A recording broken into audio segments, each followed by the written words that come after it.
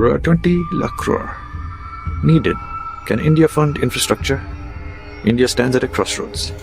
The national infrastructure pipeline demands a staggering or 11 lakh crore investment. Yet our financial system struggles with the twin balance sheet crisis. The RBI's recent move to reduce infrastructure lending provisioning from 5% to 1% signals desperation more than confidence. When banks that should be the backbone of development financing are themselves nursing wounds from past NPAs. How do we bridge this massive funding gap? This isn't just about roads and railways. It's about India's economic future. Every delayed project, every stalled investment, every cautious banker represents lost opportunities in a globally competitive landscape. The question isn't whether we need infrastructure. It's whether we have the financial architecture to deliver it. But infrastructure is just one piece of India's complex puzzle. From our courtrooms to our streets, from our factories to our homes, fundamental questions about governance, society, and progress demand answers. Should law ban superstition? The Kerala High Court's intervention in black magic cases opens a fascinating debate about the judiciary's role as social reformer. Article 51A mandates scientific temper, but can courts legislate rationality? When traditional practices clash with constitutional values, who decides what constitutes harmful superstition versus cultural practice? This judicial activism extends beyond superstition. The Supreme Court's landmark ruling on maternity benefits transforms Article 21 from a mere right to life into a comprehensive social protection framework. For the 90% of Indian women working in the informal sector without maternity rights, this isn't just legal theory, it's economic survival. Yet even as our highest courts expand rights, our streets witness the fragility of social harmony. Coastal Karnataka's communal flashpoints in Dakshina Kannada and Udupi reveal how quickly prosperity can turn to polarization. When economic development doesn't translate to social cohesion, we must ask, are we building a nation or just infrastructure? India assembles but doesn't innovate. The Apple iPhone production line in India symbolizes our Atmanirbhar paradox. We've mastered manufacturing, attracted global giants, created jobs, but where's the indigenous innovation? When our biggest success story is assembling someone else's design, have we truly achieved self-reliance or just sophisticated dependency? This innovation deficit reflects deeper governance challenges. Urban India's policy dilemmas multiply as cities boom faster than administrative capacity.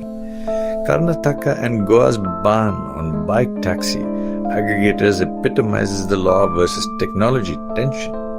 When auto unions protest and courts intervene, who represents the consumer caught between traditional lobbies and digital disruption?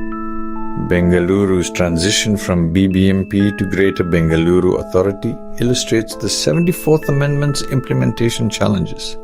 Decentralization promised local solutions, but urban complexity demands metropolitan thinking. Are we governing 21st century city structures? India imports 85% of its oil. What happens if war breaks out? The Israel-Iran conflict isn't just Middle Eastern geopolitics. It's Indian energy security. Every tanker stuck in Gulf waters, every dollar rate fluctuation, every diplomatic evacuation of Indian students from Iran reminds us how interconnected our vulnerabilities are. Diaspora diplomacy becomes crisis management when 32 million Indians overseas face regional conflicts. Our soft power through human capital transforms into hard diplomatic challenges when host nations destabilize. Energy security, diaspora safety, and regional stability intertwine in ways that demand sophisticated foreign policy responses. Yet while we navigate global complexities, domestic tensions simmer. Assam's beef politics, communal arrests, and controversial chief ministerial remarks show how local issues can escalate into national concerns.